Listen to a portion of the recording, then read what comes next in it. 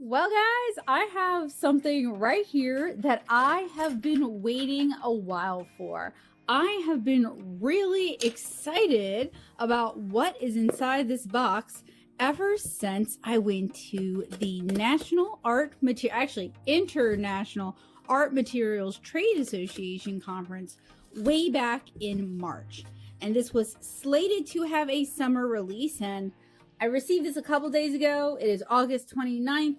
So that is still technically summer. If I can get into this well packaged, I mean, it's a little too well packaged. There we go. Let's put that knife away before I cut myself by accident. And look, I assume you can read the title. Y'all know what's in here, right? We have the tube set of Winsor and Newton's Revival colors.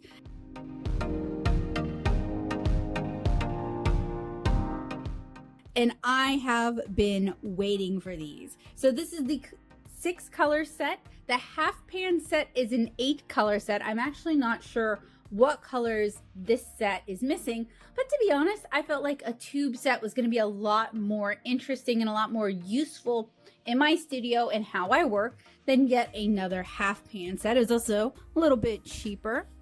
This is the packing slip, which actually does not list the price. So it's kind of annoying right there. So I'll get right back to you guys with what I paid for these. So real quick, this is the Winsor and Newton website. Here is the 6-piece set that I'm taking a look at today. Here is the 8 half pan set that I mentioned. This set was $64.99. I paid a little bit more for shipping and for taxes. These are supposedly safer to use and more permanent because a lot of these historical colors actually had a lot of toxicity issues. So this is kind of a reformulation of colors that used to be very popular. This set has Fields Orange, Cinnabar Green, which if you know about Cinnabar, you know Cinnabar is very toxic when it's actual Cinnabar. Tyrian Purple, Ultramarine Ash, Mineral Gray, and Ostwald Gray.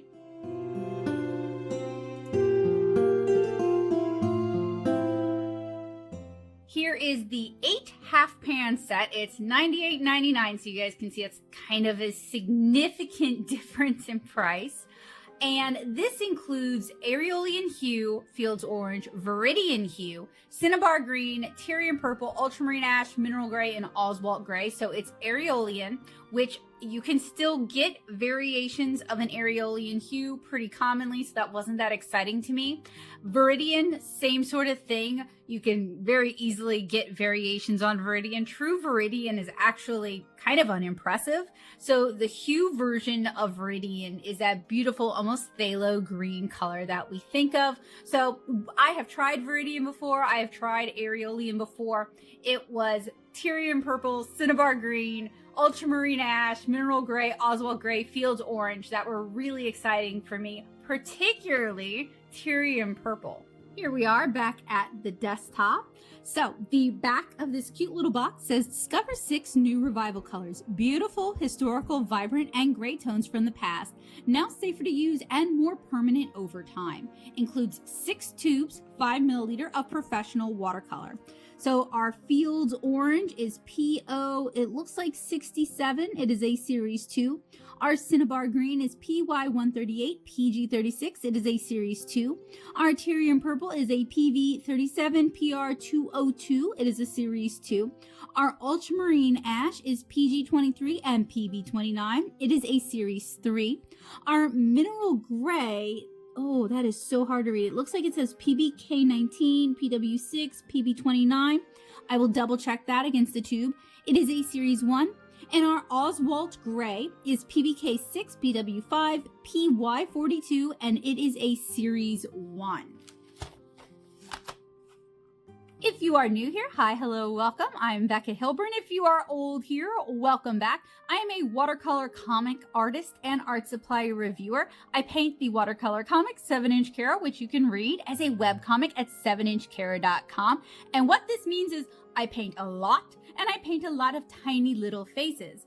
And my Daily Driver watercolor palette looks like, are you guys ready for it? Are you ready for it? it looks like this. So it's a mess. It's a bunch of different brands. And I like to use tube watercolors decanted into half pans. So that's why I thought the tube set would be a way better value for my money, because with these 5 milliliter tubes, you can get about 3 half pan fills. Not, you know, fill the pan, let it dry, fill the pan, let it dry, fill the pan, let it dry. Not like that. But definitely I can top up some half pans a few times if I get these. Whereas if I'd bought the half pan set, it'd be about $30 more.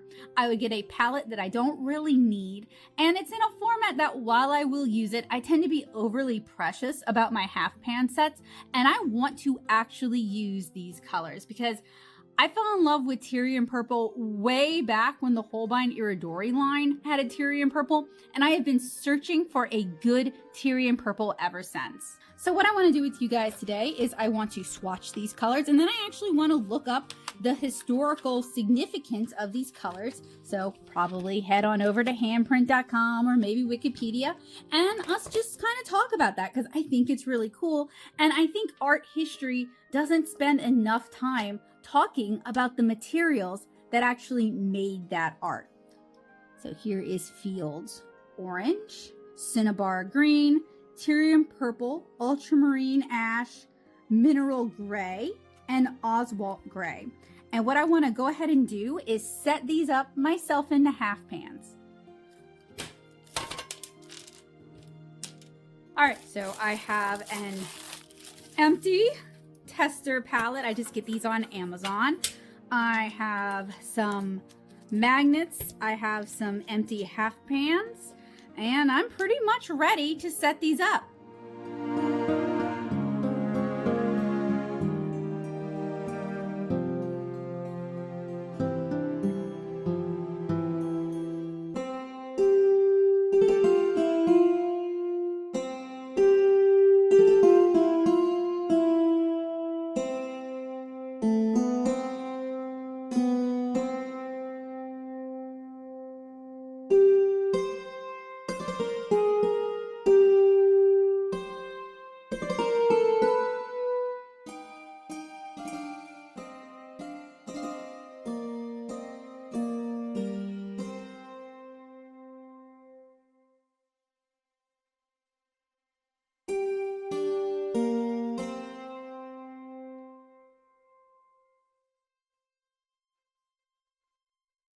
There's something to be said about how fresh Winsor and Newton tubes pour. Cotton was one of my first more real watercolors, and I picked it up kind of bespoke from Primary in Savannah, Georgia, like a million years ago. So I kind of segued from Cotman into Winsor and Newton, and I've been using Winsor and Newton a long time. Along the way, I have tried and loved a bunch of different brands, and that's why my palette is full of different brands. And I'm not going to say that I think Winsor and Newton are the best watercolors, because honestly, I think different brands shine in different ways. But I still feel like, in general, Winsor and Newton is a pretty solid workhorse watercolor. I can't wait to swatch these for you guys. I'm going to switch up our swatching just a little bit today. This isn't really a review. I did purchase these out of my own pocket with funds from Patreon. They were not sent to me. They didn't even have dot cards left over when I went to NAMTA. So this is 100% out of my own pocket, and that is fine. But instead of switching on the Blick cotton rag, which is what I kind of use as a standard across brands just so that we have some consistency, I have a Paul Rubens pan that's a little bit more appropriately sized for just 6 colors. So I thought we could use this instead. And it's still 100% cotton rag. It has a little bit more of an assertive grain. So if there's granulation, we should hopefully see some more granulation. It's just what I had handy, and I thought it would work well for today. So since we only have 6 colors, I'm just going to live narrate while I swatch them rather than time-lapsing. We have our line drawn here to test opacity. Most of these are transparent to semi-transparent. That looks a lot like a pyrrole orange. I wonder if I double check the pigments, if it's just pyrrole orange rebranded. Next is our Cinnabar Green. That was Fields Orange. And I've already started to do a little bit of research into some of these colors. Fields orange is a really hard one to find any information about because it wants to explain the significance of the color orange or show you fields of orange, but not much is coming up for fields orange. Next is Tyrian Purple. And I wish Winsor and Newton had written some, see, they have a blog, and I wish they'd written some articles about these colors to kind of hype them up for their release. I thought I could just like search the Winsor and Newton site first to see if they talked about these colors. They have not, at least not at this time. And that's such a missed opportunity for them. I know that they have like a YouTube channel and a TikTok. Doing a little mini series on these would be, you know, smart on their part. All right, next is our Ultramarine Ash. It is a, I picked up too much, really light color. Like really light. Or if they had included a brochure, a pamphlet, some explanation on the box about the historical significance of these colors, how they were used, why they were initially discontinued, that would be cool. You know, I have found that a lot of art companies don't realize how nerdy a lot of artists are about art supplies, and some of them are like perpetually surprised when artists are nerdy. But I assure you guys, a lot of us are very nerdy people and would like to know this stuff. A lot of us took a lot of art history. Next was Mineral Gray, and then finally we have Ostwald Gray.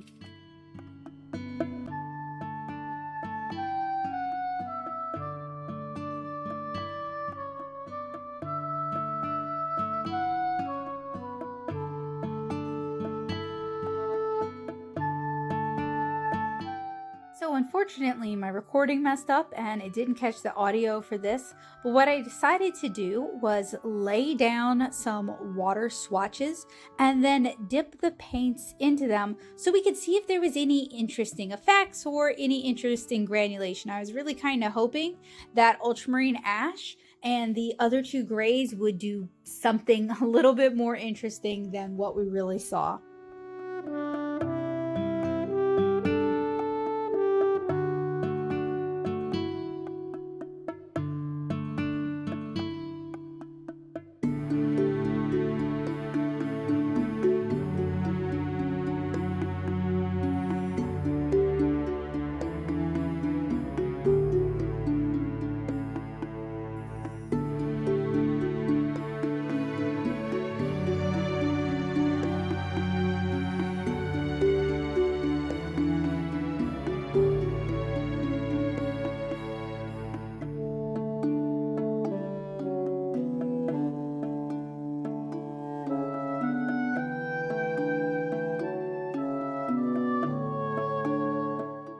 So now it's time to actually dive into these colors, talk about their history, talk about why they may have been discontinued, and to also talk about the modern pigments that are used to recreate these colors.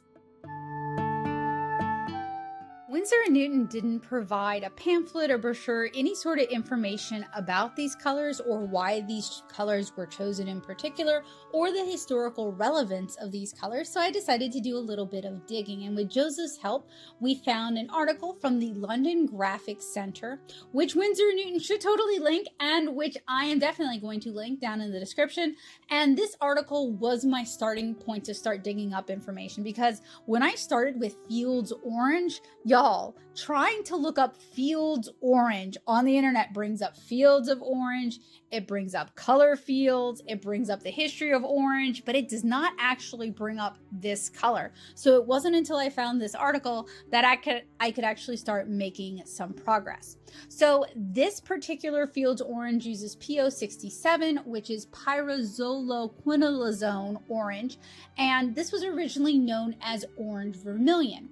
Fields Orange was discovered and manufactured by George Field. This color was used extensively by Turner to create strong, intense oranges for an impactful effect But the original orange recipe was lost when Field died, and it has only recently been rediscovered. This particular color was inspired by Field's specially levigated vermilion for a strong and intense color. So why was this color originally discontinued? Because the original recipe had been lost.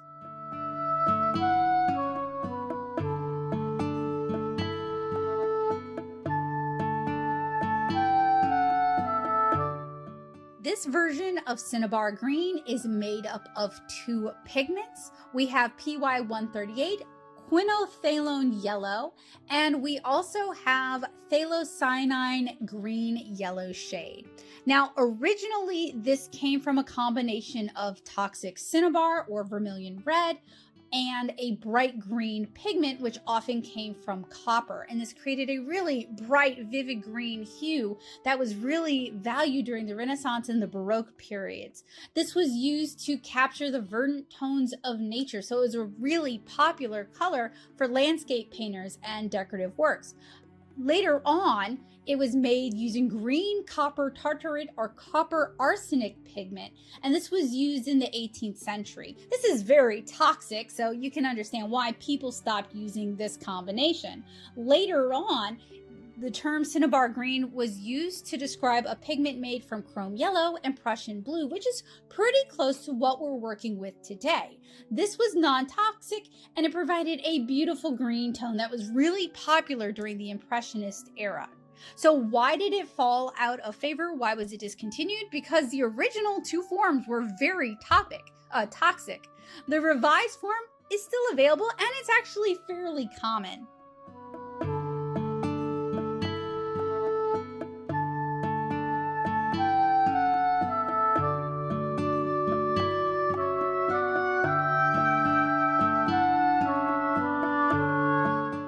Tyrian Purple is the color that I was the most excited about for this revival, and it's the one that has kind of the most checkered past, at least in my opinion. This version of Tyrian Purple isn't made using Murex snails. It's actually made with two pigments, PV37 and PR202.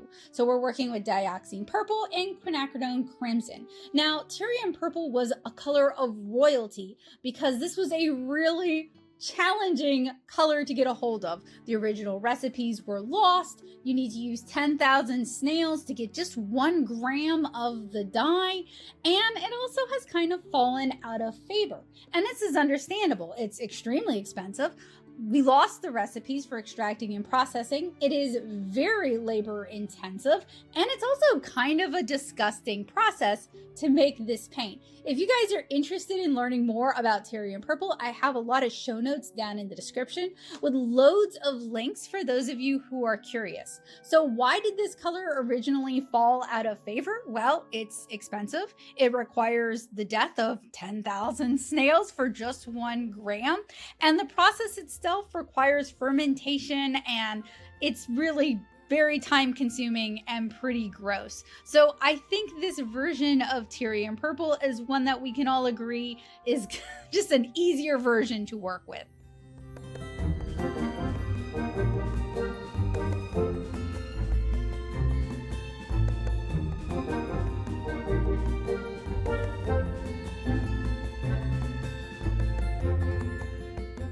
This version of Ultramarine Ash uses PB29, which is synthetic ultramarine blue, and PG23, which is green earth or terre verte. And this originally came from the refining process of lapis lazuli, so the same brilliant color that was used to make ultramarine blue traditionally. So this is actually kind of a byproduct of the process. It's one of the later washings. So the process of making lapis lazuli requires grinding, washing, sieving, and multiple extractions.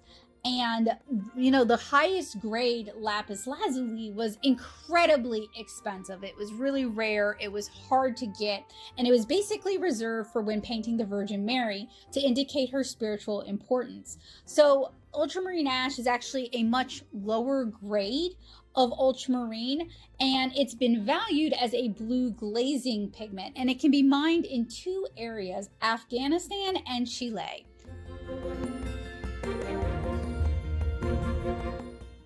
why was Ultramarine Ash discontinued? My guess is because we now synthesize ultramarine blue and we have a much richer, more vibrant version readily available. This was probably a cheaper option made from a byproduct.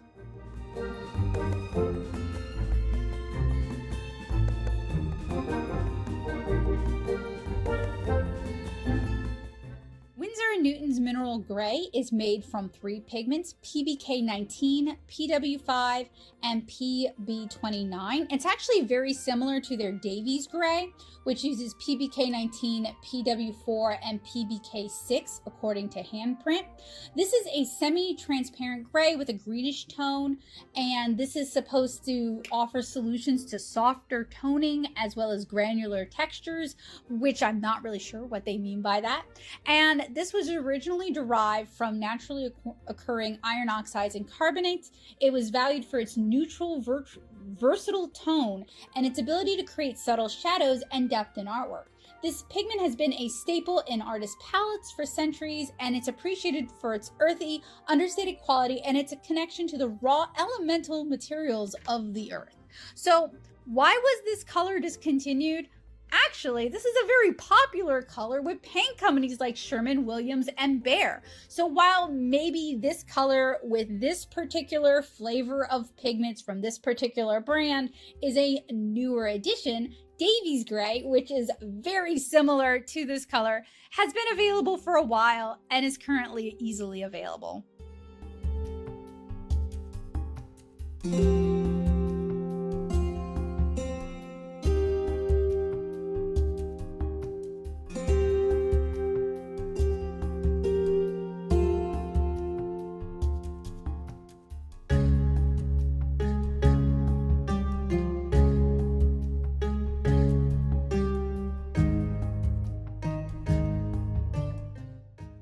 We have Ostwald Gray, which is a combination of 3 pigments, PBK6 carbon black, PW5 lithopone, and PY42 yellow iron oxide. And according to Winsor and Newton, this is an opaque, warm gray perfect for toning, providing a soft, granulating texture that mixes beautifully with other colors. And Ostwald Gray was named after the Nobel Prize-winning chemist Wilhelm Ostwald, who's one of the founders of physical chemistry, and after he retired from academic life, he became involved in art, philosophy, and politics. And I can understand why Winsor and Newton decided to name a color after him. They love his Ostwald color system, but he has also done a lot of work in kind of systematically understanding color and systematically understanding color relations.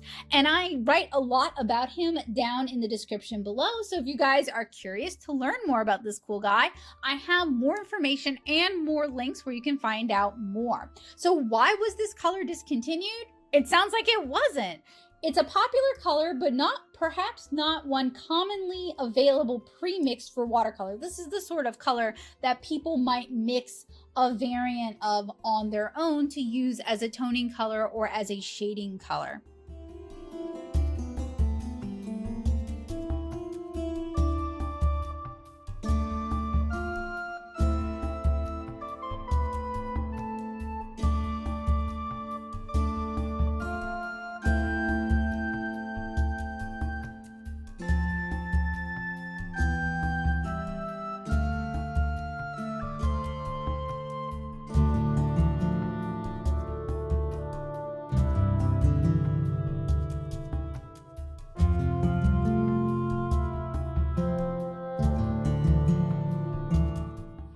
So I kind of feel like Winsor and Newton could have maybe come up with some better ideas for a revival set. Like Winsor and Newton has been around forever, like since the Victorian era. So what about a recreation of one of their first sets? Or maybe a recreation of one of their most popular sets? Or even one of their early lacquered boxes? Those are all really cool, and I would love to own something like that. Or maybe if they had done more historical colors, like one from each century or one from each era, or popular Victorian era colors, something like that. Or maybe if they had recreated a famous Victorian watercolorist's favorite color palette, that would be a really fun revival palette idea as well. As excited as I was for the revival set, it honestly feels half-baked in execution. I'm excited for Tyrian Purple, but I'd hoped for more exciting colors. The Ultramarine Ash inclusion is interesting from a historical standpoint, but it's not particularly useful, at least to me, as a palette color.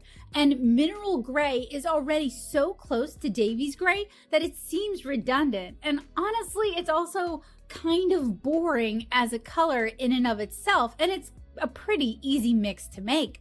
Without including the historical relevance in a booklet or a pamphlet, the selection feels very underwhelming as a color palette and as an educational resource. There's so many interesting and beautiful historical colors like Rose Madder, Cinnabar, Schill's Green, some of the long discontinued toxic yellows that would be really fun to see recreated with modern pigments, or some of the colors that were so exciting to Victorian England like the azo dyes, that it would be amazing to see those brought into the 21st century for a revival. This selection just seems mismatched and a bit ho-hum. I wish Winsor and Newton had just picked a time period and recreated colors from that time, or picked a single theme and worked along with that. As individual colors, there are a few I really like and would have purchased individually, but as a set, I don't really think these colors work that well together, and many are quite lackluster. I recommend that you skip this set. Many of these colors are already available under different names and from other brands like Imperial Purple, for example, so it may be easier to just pick up the colors you like from other sources. I wish dot sheets had been available at NAMTA because I would have saved myself the $60 and just bought Tyrian Purple and maybe Ostwald Gray. Thank you guys so much for joining me today as I unboxed and swatched 6 of Winsor and Newton's brand new revival colors. Maybe they weren't for me, but maybe they are for you. Let me know what you think of these and which is your favorite color from this set down in the description below. Thank you guys so much for hanging out with me today, and I hope to see you guys again soon. Bye!